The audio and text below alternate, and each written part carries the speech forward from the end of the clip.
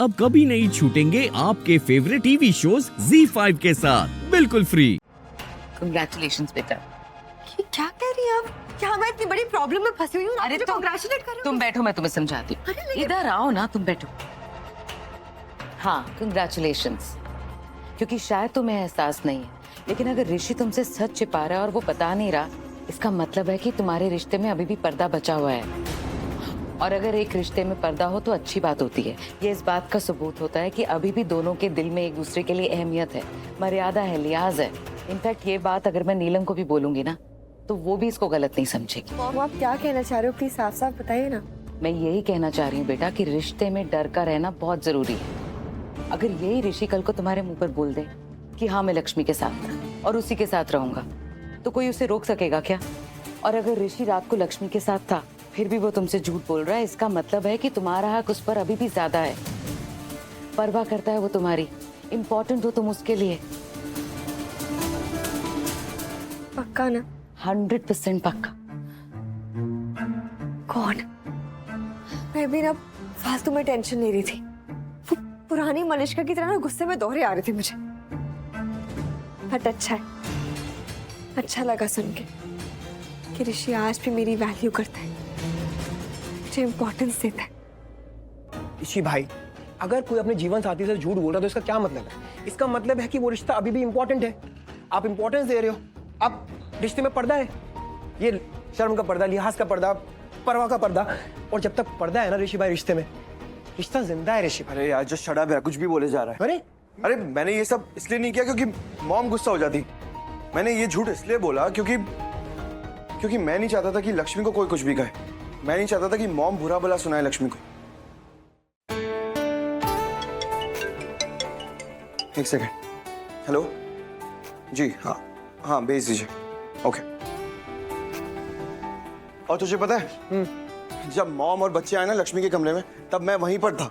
क्या आप बात कर रहे हो ऋषि भाई? हाँ। क्या मम्मी ने देख लिया आपको? अरे नहीं, वो तो मॉम के रूम में आने से पहले ना लक्ष्मी ने मुझे बिना कुछ सोचे समझे अलमारी में छुपा दिया। अलमारी में? आपको अलमारी में छुपा दिया? इमेजिन, अलमारी में मुझे छुपा दिया। और पता है, अब सुनिए, जब मैं अलमारी के अंदर था ना और मॉम कमरे के अंदर थी, तब मैंने छींक भी दिया अलमारी के अंदर। गॉड ब्लेस यू ऋषि भाई। क्या फिर तो पकड़े गए होगे? नहीं, अरे वो तो मुझे बच्चों ने और लक्ष्मी ने बचा लिया, किसी तरह बात को संभाल लिया। अच्छा वो मॉम को नहीं पता चला। और ये बात ना सिर्फ बच्चे और लक्ष्मी जानते हैं कि मैं लक्ष्मी के कमरे में था। अगर ये बात मॉम को पता चल गई ना तो दो बातें होंगी।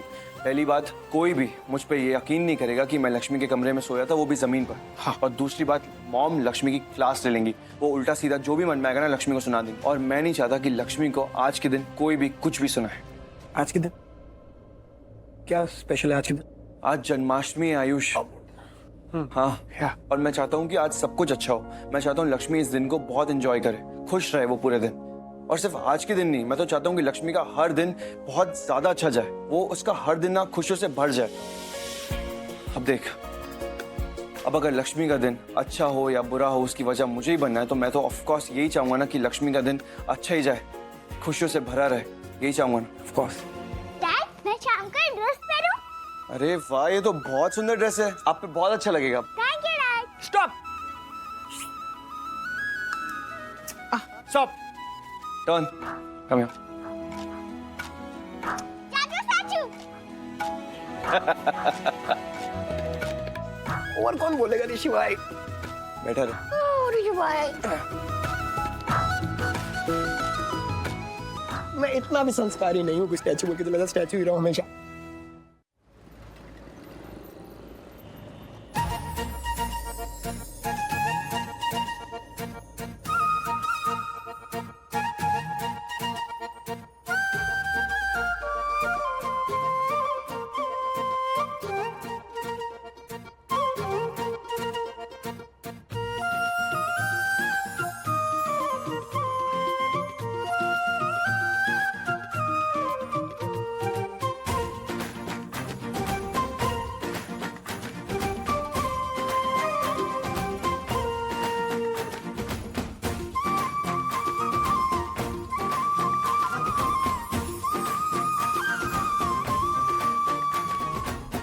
सहेली ये देखो। अरे पुत्र, तू इन्हें हाथों में लेके क्यों घूम रही है? जा इन्हें पंडित जी को दे के आ। अरे अभी तो इनका जन्म होना है, फिर इन्हें झूला झुलाएंगे, भजन कीर्तन होगा, आरती होगी, और अभी तो इनका श्रृंगार होना है। जा पुत्र दे के आ। अरे सहेली, मुझे सब पता है, मैं तो बस आपको दिखाने आई थी। देखो ना कितने प्यारे लग रहे हैं, है ना? हाँ हाँ, बहुत प्यारे लग रहे हैं लड्डू गोपाल। ये श्री कृष्ण का बचपन का रूप है। बड़ी दादी, हम जन्माष्टमी क्यों मनाते हैं? मतलब क्या होता है जन्माष्टमी का? रोहन, तुझे इतना नहीं पता? आज श्री कृष्ण जी का हैप्पी बर्थडे है और हम सब उनके हैप्पी बर्थडे पर पार्टी करते हैं, डांस करते हैं और फिर आरती गाते हैं। हाँ हाँ, ये सब तो करते हैं। भाई आज इनका जन्म हुआ था ना, तो इनके जन्म की भी कहानी बहुत दिलचस्प है। चलो आज मैं तुम्हें सुनाती हूँ, आओ।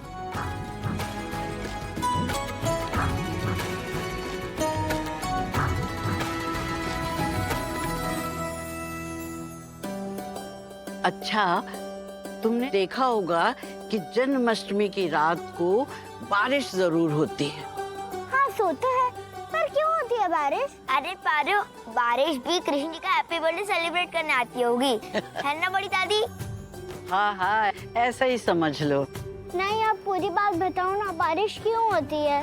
चल, तो पूरी बात सुनो।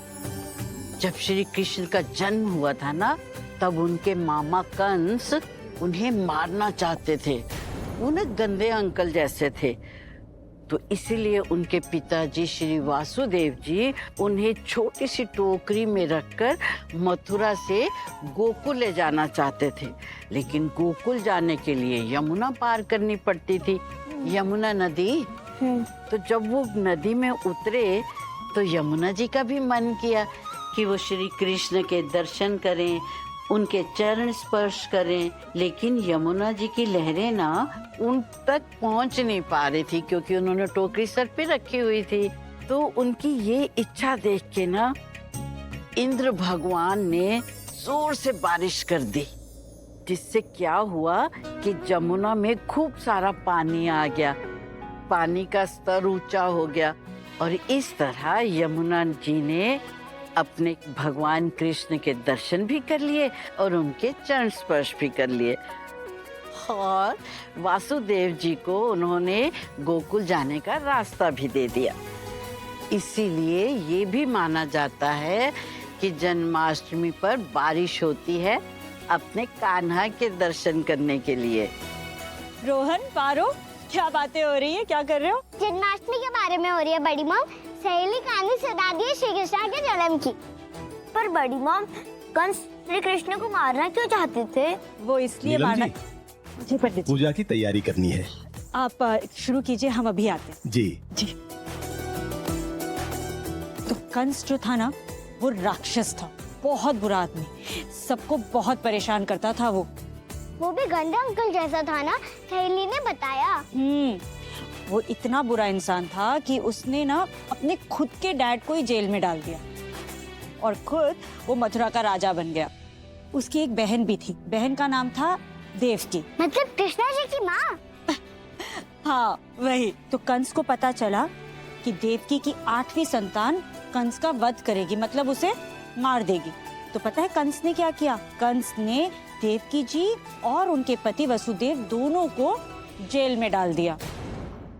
Z5 ऐप डाउनलोड करें और देखें सारे एपिसोड्स बिल्कुल फ्री।